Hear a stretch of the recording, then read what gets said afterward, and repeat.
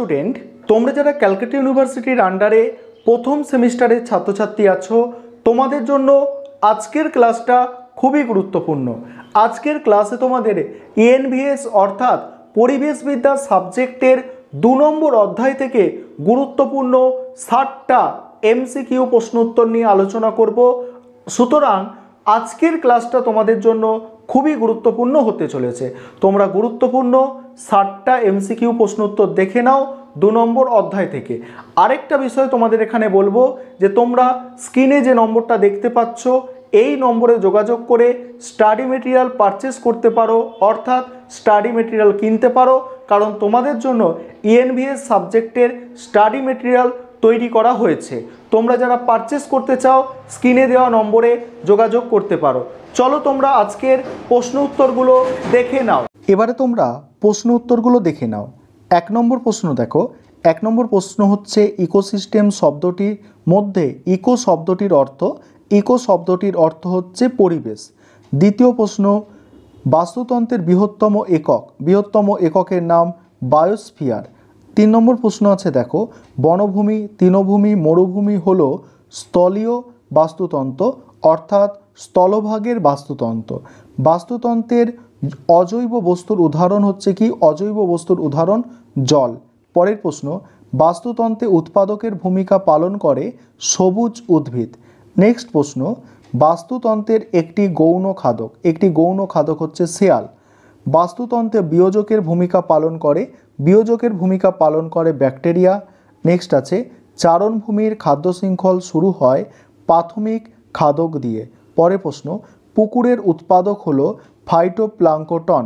Next, বাস্তুতন্ত্রের একটি খাদ্য শৃঙ্খলে পুষ্টির প্রত্যেক ধাপকে বলে ট্রপিক লেভেল। পরের প্রশ্ন, বাস্তুতন্ত্রে পুষ্টির প্রথম ধাপ সৃষ্টি করে উদ্ভিদ। নেক্সট প্রশ্ন, খাদ্য পিরামিডে ভূমির দিকে জীবের সংখ্যা অধিক হয়। নেক্সট প্রশ্ন আছে, একটি খাদ্য শৃঙ্খলে প্রত্যেক খাদ্যান্তরে সকল সদস্যের সামগ্রিক ওজনকে কি বলে? জীব ভর বা বায়োমাস বলা হয়। বাস্তুতন্ত্রে শক্তির প্রবাহ সর্বদা একমুখী। নেক্সট প্রশ্ন, লিন্ডেম্যানের মতে শক্তির প্রবাহ প্রত্যেক খাদ্যস্তরে প্রবাহিত হয় 10% হারে। নেক্সট প্রশ্ন, পৃথিবীর স্থলভাগের কত অংশ তৃণভূমি দ্বারা আচ্ছাদিত? 19%। নেক্সট আছে, তৃণভূমির বাস্তুতন্ত্রে বিভিন্ন নির্জীব উপাদানের উৎস হল বায়ু ও মৃত্তিকা। পরের প্রশ্ন, ফাইটোপ্লাঙ্কটনের উদাহরণ হচ্ছে কি? স্পাইরোগাইরা। পরের প্রশ্ন দেখো, নদীর জল যেখানে সাগরের সঙ্গে মেশে সেই অঞ্চলকে কি বলে? মোহনা বলে। লেক বা হ্রদে জলের গভীরতা 6 মিটারের বেশি। জলের পি মাত্রা খুব কম থাকলে দেখো কি হয়? অলিগ্রোট্রপিক হ্রদে। বলছে পি মাত্রা খুব কম থাকে কোথায়? অলিগ্রোট্রপিক হ্রদে। তারপরে দেখো, লবণাম্বু উদ্ভিদ দেখা যায় মোহনা অঞ্চলে লবণাম্বু উদ্ভিদ দেখা যায়। ইকোলজিক্যাল শব্দটি প্রথম ব্যবহার করে টানসলে। ইকোলজি কথার অর্থ বসবাসের জ্ঞান। ইকোলজির বিজ্ঞানসম্মত সংজ্ঞা প্রথম দেন আর্নেস্ট হেকেল। নেক্সট প্রশ্ন, বাস্তুতন্ত্রের শক্তির উৎস সূর্য। তারপরে দেখো, তারপরে দেখো, ম্যাগনোলিয়া পাখি দেখা যায় তৈগা বায়োমে। তারপরে সবুজ উদ্ভিদ হচ্ছে কি? উৎপাদক। নেক্সট প্রশ্ন, সিলভিকালচার হলো এক ধরনের কি? উৎপাদক। নেক্সট প্রশ্ন, পশ্চিমবঙ্গের একমাত্র ম্যানগ্রোভ অরণ্যের নাম কি? সুন্দরবন। নেক্সট আছে, পৃথিবীর বিস্তৃততম সরলবর্গীয় অরণ্য দেখা যায় তৈগায়। পৃথিবীর বৃহত্তম ম্যানগ্রোভ অরণ্যের নাম সুন্দরবন। ম্যানগ্রোভ উদ্ভিদের শ্বাসমূলের বৈজ্ঞানিক নাম নিউমেটোফোর। তারপরে প্রশ্ন আছে, সর্বপ্রথম বাস্তুতন্ত্র কথাটি কে ব্যবহার করেন এবং কত সালে? 1935 সালে বিজ্ঞানী টানসলে। নেক্সট দেখো, বাস্তুতন্ত্রে উৎপাদনশীলতা কয় প্রকার? 2 প্রকার। নেক্সট আছে, বাস্তু সংস্থান শব্দটি প্রথম প্রবর্তন করেন আর্নেস্ট হেকেল। পরের প্রশ্ন, চার্লস ডারউইন ছিলেন বিবর্তনবিদ। তারপরে দেখো, সাইলেন্ট স্প্রিং বইটি যার লেখা র্যাচেল কারসনের লেখা। পরের প্রশ্ন, সুন্দরবন ব্যতীত পশ্চিমবাংলার অন্য ব্যাঘ্র প্রকল্পটি যে অরণ্যে অবস্থিত তা হচ্ছে বক্সা অরণ্যে। নেক্সট আছে দেখো, ইকোলজিক্যাল ইম্পেরিয়াম বইটি লিখেছেন অ্যালফ্রেড। তারপরে দেখো, অ্যালফ্রেড ডুফ্রো এবং ক্রসটি এনারা কি ইকোলজিক্যাল ইম্পেরিয়ালিজম বইটি লিখেছেন। তারপরে দেখো, ডায়াটম হলো এক ধরনের প্লাঙ্কটন। জুপ্লাঙ্কটন বলা হয় ভক্ষককে, ভক্ষক হচ্ছে জুপ্লাঙ্কটন।